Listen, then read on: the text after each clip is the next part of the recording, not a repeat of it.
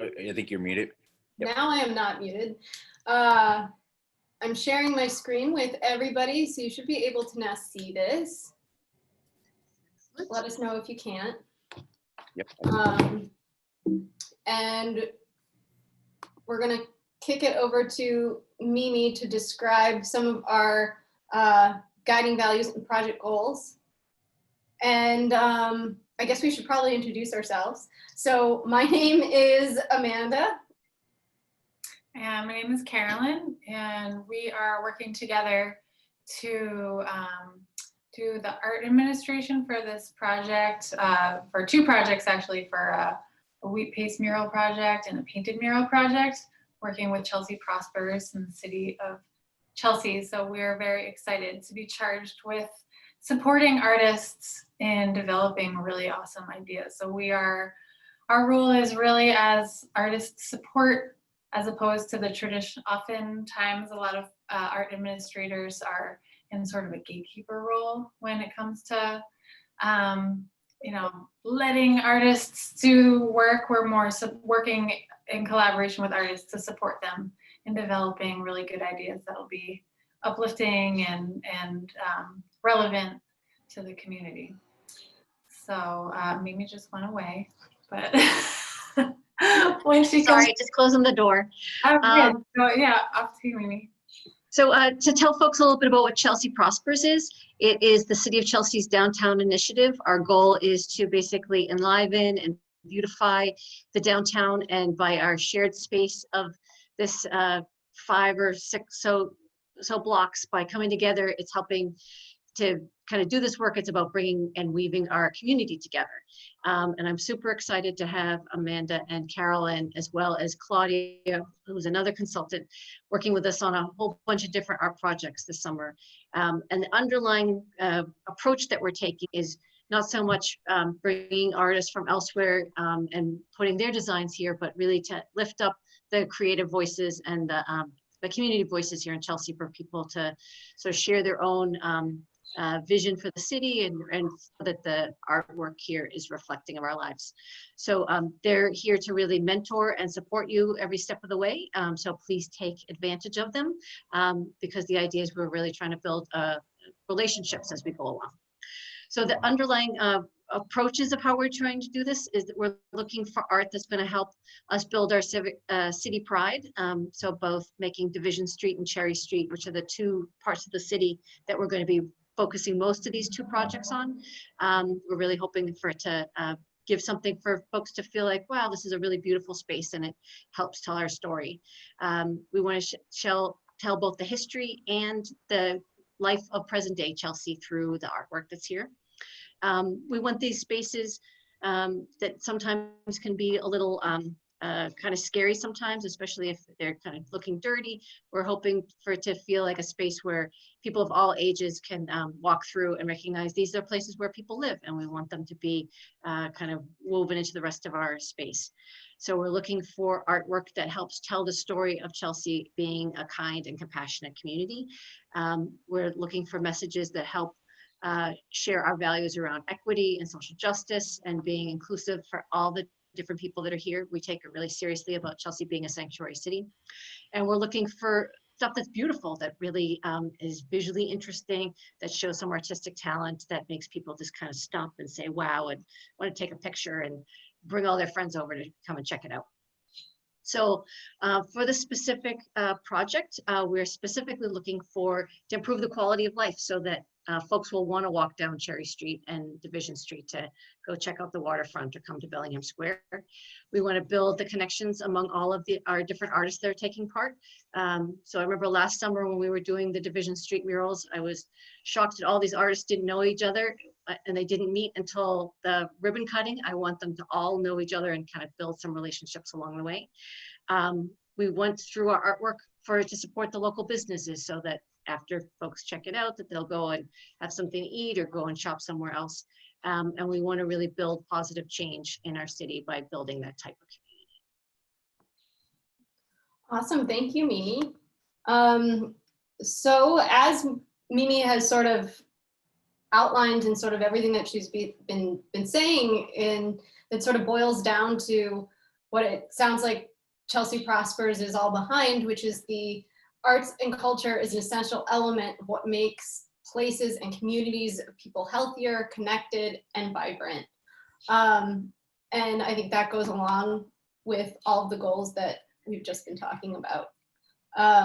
And so we're gonna jump right into going through a bunch of different, both Wheatpaste and mural designs. We'll talk a little bit about composition, things to look at, and think about when you're making your own designs. So we're gonna jump right in.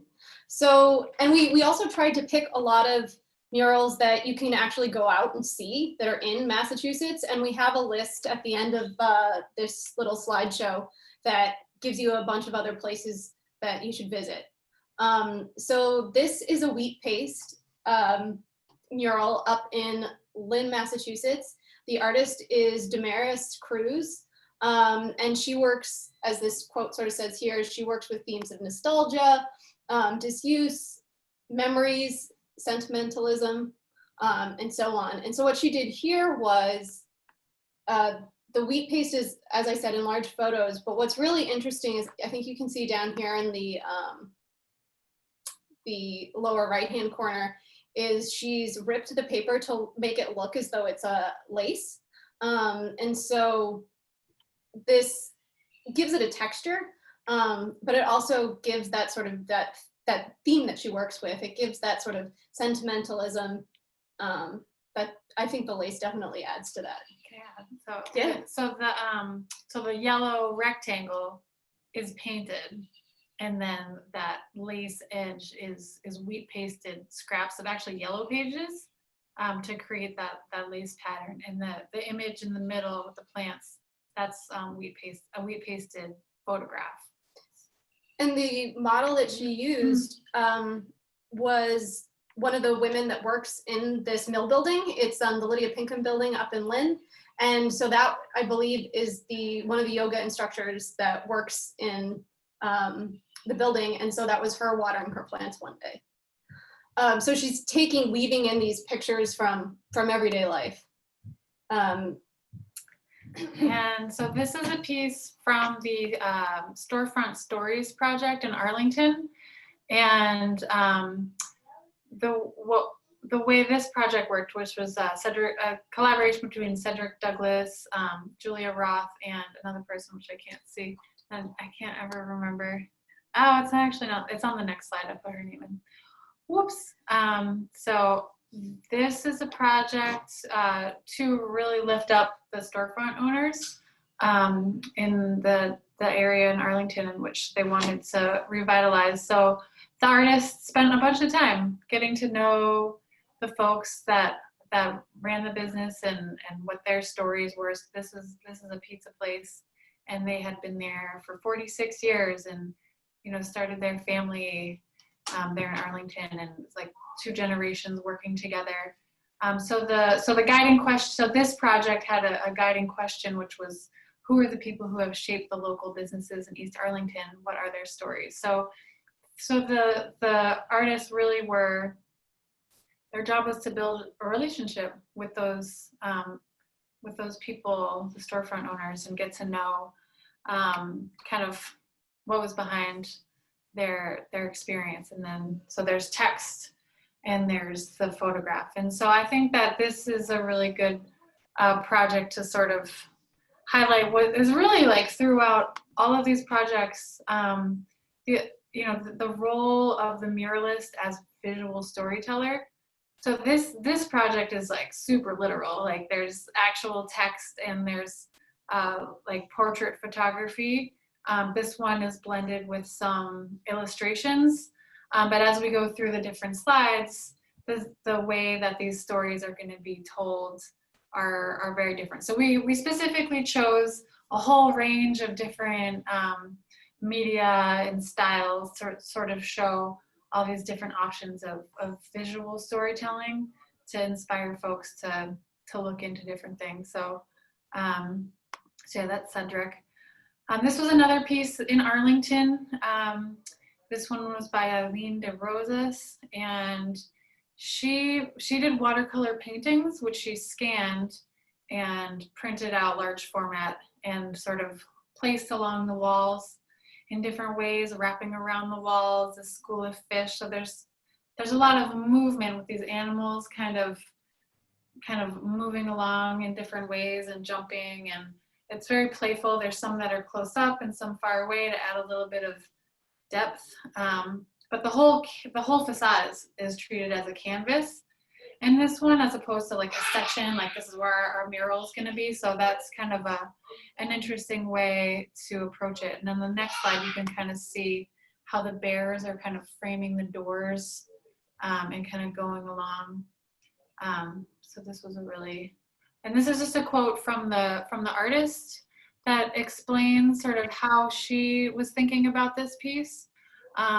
Just about like, I think that a lot of people get so caught up in their lives and they forget like, oh, there's like a whole ecosystem of animals. I've been listening to the birds lately personally, and I'm like so inspired by like this whole scene of, the birds have a lot going on. And so this acknowledges a lot of different wildlife. There are deer around, there are herring in the rivers. I'm not sure about bears. She might be, getting a little bit northern on us here, but these are all, I love this quote, the animals are part of where we are. They use streets just like we are. And they're here and living their own parallel lives. And coming out more often now that everybody is off the streets. Yeah. So yeah, Lewenberg, I love this guy. If you think these are cool, look him up. There's so much work on his website, and all of his work is just super clever characters sort of interacting with their landscapes. And actually, we have one wall with that pipe. There's one wall with like a long pipe on it, so I put that one specifically.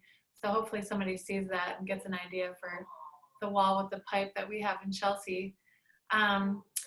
But these are all India ink illustrations, but they're so photorealistic. Some of them you could just imagine that he just staged photographs, which is something that people could totally do as an approach.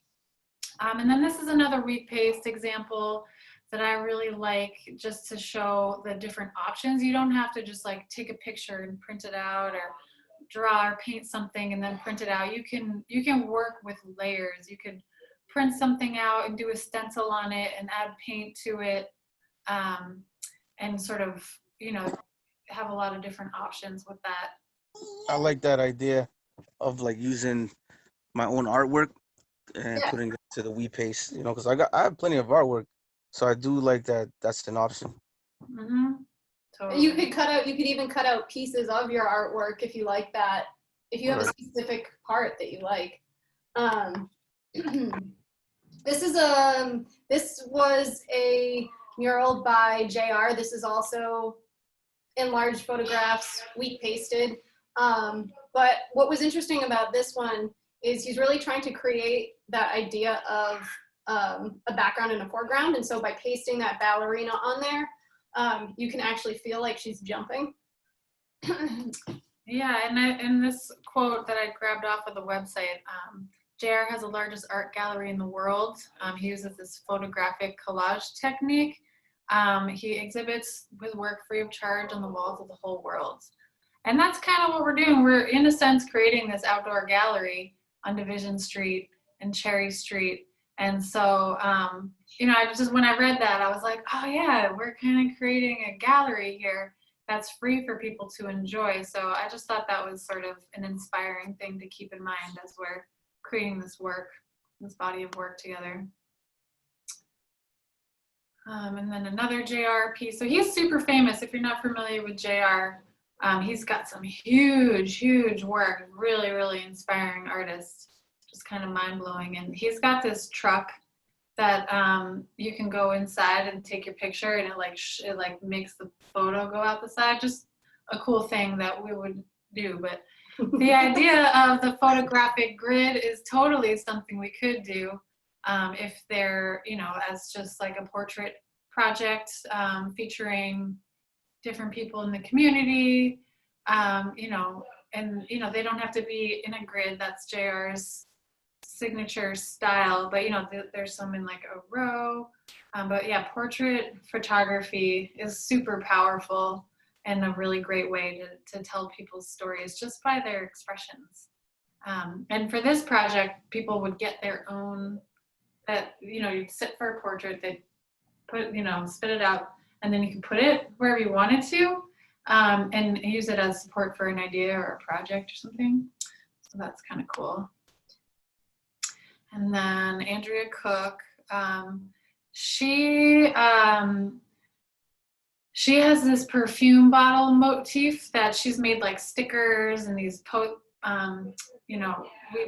that is really just like a blank perfume bottle thing that she would put up and then draw over. So this kind of explores the idea of of a different way of layering, and she describes herself as a changeologist, which I wanted to share with you, this thing that I think she made up.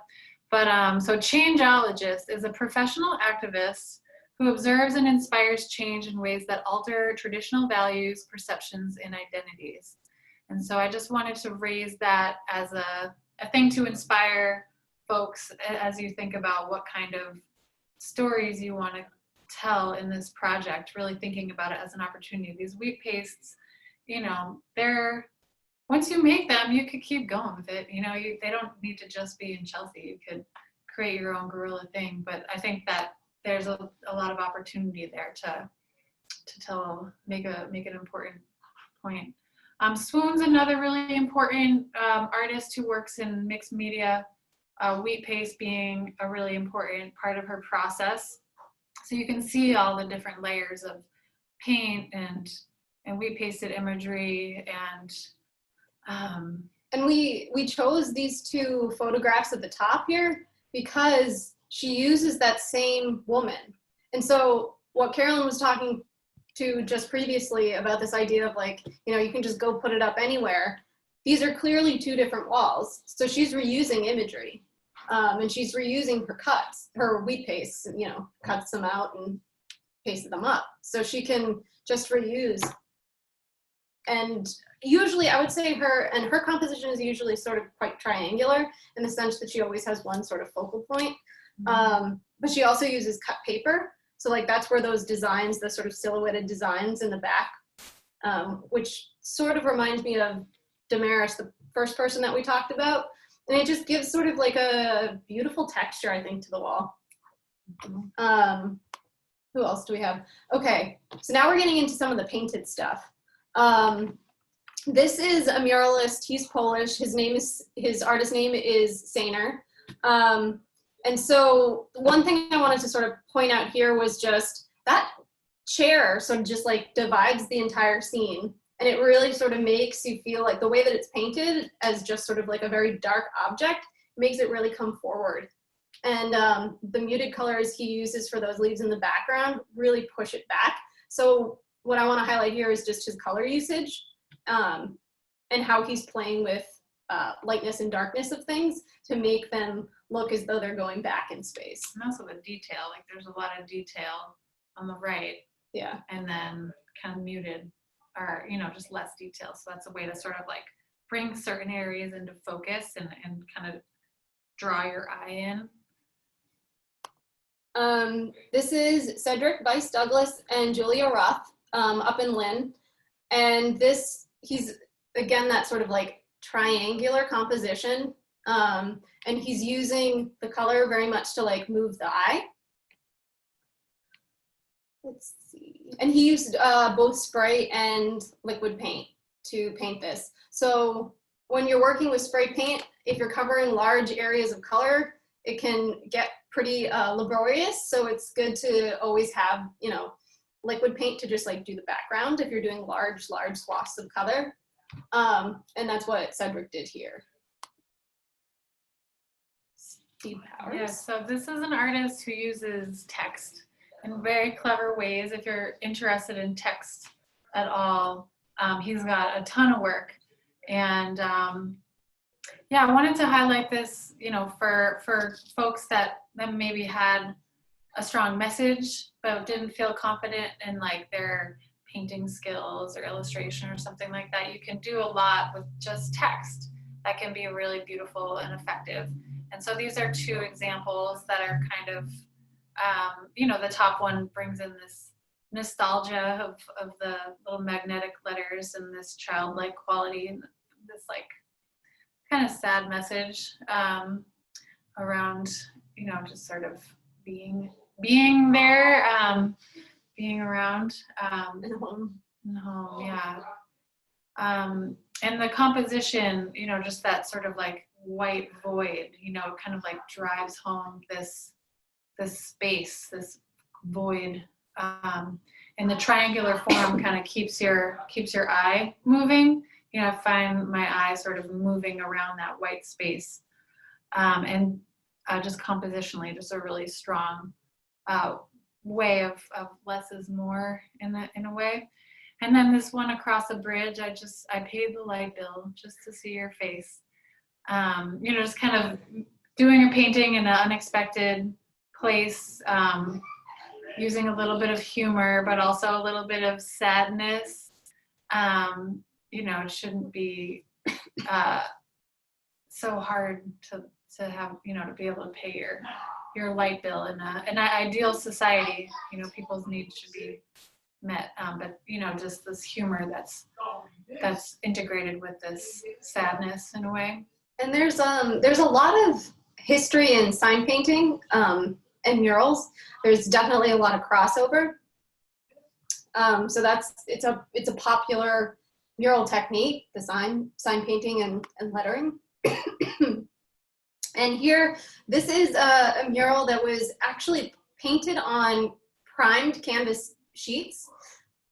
Excuse me. And the artist actually worked with kids, and it had them all take a bunch of different photographs. And then he joined the photographs together and really just collaged them together to create this entire landscape. Excuse me.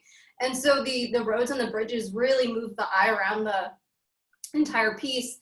And because it was actually primed with sort of like this, not translucent, but metallic-y silver paint, it really sort of glistens and moves in the sunlight. This is a mural in Boston, Massachusetts, painted by Pro Black. And so he's really divided this entire wall. And so you have that strong diagonal, and the diagonal coming from the breath is a really nice sort of like opposition to it. This is mostly spray paint.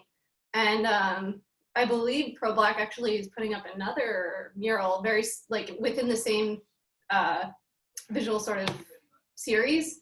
You know, I think he calls this Breathe Life. I think that's what it's called. Excuse me. So he's another person that has a lot of work around Boston. This was up in Boston several years ago. This is by the twins, and they're really using the shape of the wall to dictate and enhance this design. Like, I mean, that is the shape of the building, and they've stuffed this human into it. And so you, like, when you're designing your work, taking the shape of the wall and any architectural details into account will help you emphasize different parts of your design. And in the next slide, the artist does that quite well. So this is Market 27 up in Lynn, Massachusetts. And so you can see the braid. I don't know if you guys can see my mouse. Can you? Well, you can see the braid going down the side of the wall, and that wall actually juts out. So he's really using that vertical and enhancing it with the braid. And then you can see at the very, very top, he actually starts his petals up in the chimney portion of the wall. And so he's using the entire wall, taking all of it into account. And those petals really sort of help move the eye along. And then some muralists, we wanted to show Caleb because some muralists really don't create your typical sort of like foreground, middle ground, and background. They pile everything on top, which is sort of like a field painting. And so Caleb does this in his murals. He has a ton around Massachusetts. These are both, one's in Chelsea and one's in Lynn. But these are both sort of based off his quilt designs or based off a quilt. So you can see sort of the hash marks that he makes with the paint are reminiscent of thread lines. This is a Boston artist, Sophie Tuttle. And so she's using a lot of geometric shapes to sort of, she overlaps these. And so it's sort of very flat background with very realistic pieces. So you almost feel like you can touch that flower.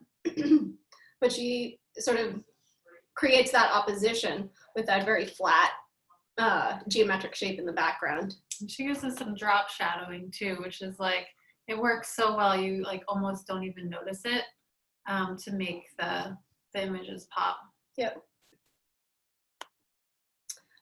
So this is Dawnrymix. He also has a mural up in Lynn, Massachusetts, and he uses these huge arcs and those sort of wooden structures you can see to move the eye around. He actually I worked with this artist, and so I know him. And so that scaffolding pieces, he did construction when he first moved to New York City, and he was trying to pay his way as an artist, and he was working construction, and his grandfather was also a builder.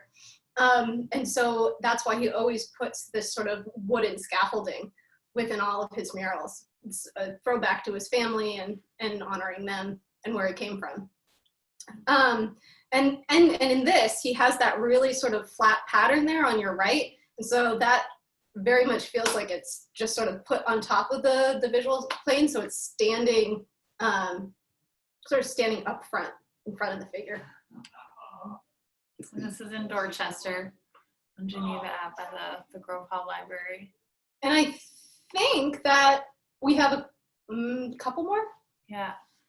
So this one, I thought this was another one that was an interesting sort of storytelling piece. There's so many questions, right? This guy looks like he's just resting and chilling, but he's like kind of got a rope tied around him. So Could be Gulliver. yeah, so it's, what's going on here? Is he resting? Is he stuck? But the way he fills the wall also is really well done. This is in Alston, so another local piece and local artist. He's from Brockton. But yeah, this is like he's a photorealistic painter, but I could see, this for those who aren't photorealistic painters, like a, Wheatpaste type of approach, maybe not that big, but maybe, sky's the limit, I guess. But yeah, so these are some places you can go and see things for yourself. So we ran through that pretty quick. So if there's any questions or anything that you want to go back to, we're happy to answer questions or talk more about certain pieces. But I definitely would say get out and go see these places. And I apologize because I'm noticing a spelling error. It's Salem's. What? I spelled that wrong. No, Puntu Art. Urban Art Museum. Urban Art Museum, so I apologize. Urban in the art. But all these, you can go out, just walk around. There's Pow Wow up in Worcester. They're pretty spread out. Lynn, everything's sort of grouped together. So it's all pretty walkable. Mm-hmm. Do you guys have any questions? I know Lynn has a lot of nice big murals there. A lot. They have a ton, yeah. Like one day I went in and it was just they were all over the place. Yeah, they've I used to work there. I co-founded that organization, and so now they've gotten they're down at the waterfront too a little bit. I think they have a space down there. And so yeah, all around Lynn, some of them are international artists, some of them are local. And there's even some up by kids. So definitely a good place to go to get inspired. Yeah, and I don't know, I'm always offended when I see Worcester Pow Wow. And I just feel like it's worth mentioning that the name Pow Wow, it was coined in Hawaii by folks that were completely unaware of indigenous culture. And we're thinking about comic books like Pow Wow. Oh, really? I didn't know. Yeah. And so that name was adopted in that spirit. And when they realized, like, oh, this could, be taken in a cultural appropriation kind of way. Talk to Indigenous folks around here and smooth it out. Couldn't really change the name, but it's something that I think is. And they're international. They almost work. They like work in cohorts in cities. Yeah, so it's part of like a chain thing. But we would love for everybody to come. Not set up a meeting with us. And we're doing open hours on Mondays, 10 a.m. to noon, Tuesdays, 7 to 9, Saturdays, noon to 2 p.m. So basically, I have a question, Amanda, to throw in there. So I have a feeling like I just watched the Olympics, and as a starting out muralist, that might be like super, like, I can't quite do that. I'm still like learning how to do cartwheels. So are there some recommendations about kind of, is somebody starting out, a type of mural they want to think about, a size, some advice to sort of make it more manageable? Yeah, I mean, smaller size, definitely. I would say get in touch with one of us and, tell us what you want to do, and we'll try and make it happen to the best of our abilities. But there's lots of different ways that we can go about getting a design up on the wall that might help somebody, with the painting process. There's projection and things like that. But start with a story. That's our sort of what we're trying to get across here is start with a story. You want to try and tell a mural. You want to try and tell a story through your mural. I would suggest thinking about the 6 W's, which are, or 5 W's, 1 H, which is what, where, who, why, when, and how. Yeah, and I would say when you come to us, starting with why is gonna help us figure out the how and the what and the where. So if you have a strong why and actually a strong who, like, whose story is it, and why is it important to tell that story? If you set up an appointment with us with a who and a why, we can totally help you develop the rest of the W's and the H. I think that this is mainly like for those of you who are coming to this work from like a real like looking to build your skills. The Wheatpaste option is the one that that is a better fit. I would say that for the mural artists, more emerging and established artists would be a better fit for that. And so we will be offering, do you want to talk about like the process a little bit, or is it too soon? Maybe a little soon. Yeah. And we're also, I know we're running over a little on time. Yeah. So, but anyway, so for the mural artists, I would say a little bit, it might be a big thing to jump into for somebody who's new to this. But the Wheatpaste project, there's 3 scales. We have 3, like a sliding stipend kind of thing. We have a small, so small pieces would be 150. Medium pieces would be 300, and then larger ones 450.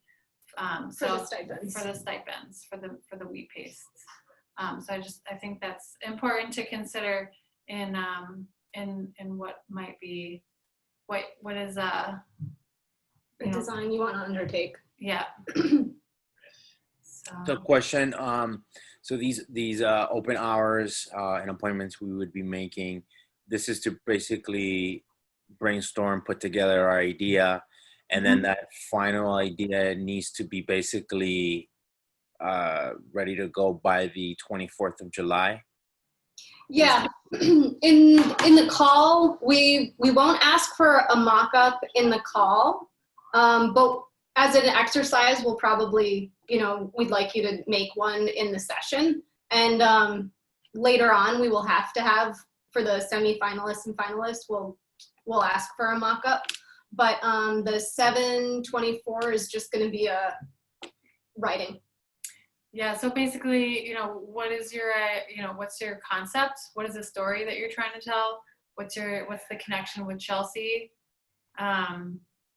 We do have, in our next session, next week, we're gonna talk about the different locations that are potential for painting. We haven't confirmed all of them yet, but, as part of the, thinking about your proposals, we'll ask people to choose like 3 locations that would work for them.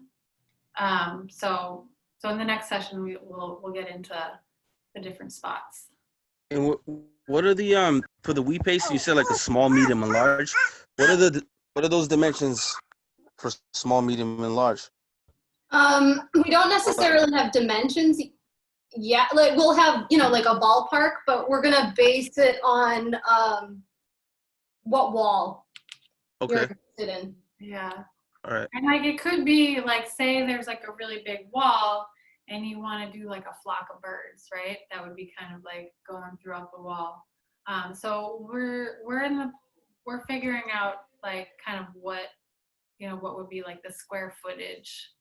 So it doesn't necessarily need to be like filling a certain dimension of the wall. It could be, like that first piece by Eileen DeRosas with the animals that kind of wrapped around the whole building, but it was like a bunch of different animals throughout. Okay. And there's definitely, we're still in the process of getting all of the walls, but there's definitely some that are like probably 5 feet by 10 feet. And so you could put a relatively small piece there. Somebody might want to do a portrait or a portrait of a, entire person. Or, like the French muralist, they could be like leaning on something. So the walls, I'm sure, will give you guys some ideas as well. Okay. Do you guys have any questions about any of the work that we saw today? Or one Yeah, of the I always love murals. I think they're awesome. I've had the chance to live in LA and Miami, which are big mural cities, and I've always find them very inspiring. I've followed pretty much the Lynn murals are on Google Maps, and you can literally just bounce, and that's always fun. So I'm very excited to start seeing a lot of more of these pop up here in Chelsea. Awesome. Yeah, and I think scale is something that's so important. I think what's so impressive about the murals in Lynn is like they're just so huge. Yeah. And for this project we don't have really, really huge walls, but we have a few that are really good size that we can max out. So just thinking, hopefully I'll get to visit the walls and just, standing in that space and thinking about, what would be impactful. Sometimes it's detail too. There's one wall that we saw that had like all this moss coming out of it, and I'm imagining like something like around the moss to like really like zoom you into these really amazing details. Like how cool is that you can have like, you could totally grow if you're plant on the side of a brick wall. Yeah. Like, And a lot of muralists do that. When I was up in Lynn, so in front of the piece that we were seeing, Marca 27's piece of the woman with the braid, right in front of his wall is another piece by artist David Zayas. And he's another fabulous artist you should all look up. But his wall had lots of like big spaces in it, big cavities, and the birds had started to nest in it. And so he would have birds flying in and out of his wall. And I got a phone call one day saying, we need bird seed. And I was like, why does this muralist need bird seed? And it was because he wanted to feed the birds. He had started to make friends with them. So you never know what you may come across when painting your walls. Cool. All right. I think there might be another slide after this. No, That's it. That is it. So yes, we encourage you all to email us and I'm sorry I lost that page. Email us and set up some time to go over your designs with us. Yeah, Okay. And our next session is next Tuesday at 7 o'clock. And what are we going to cover in the next session? Some logistics about the call and hopefully go over some site locations. Do you have any site locations guaranteed so far, or you're still in the process of finding out which spots we're going to be able to have? So it's roughly, for the painted ones, is going to be Division Street, kind of the next block down between 4th and Congress. And then for the Wheatpaste ones, we're looking mostly along Cherry Street. But if they were kind of trying to keep them close together so that people can walk from one to the other.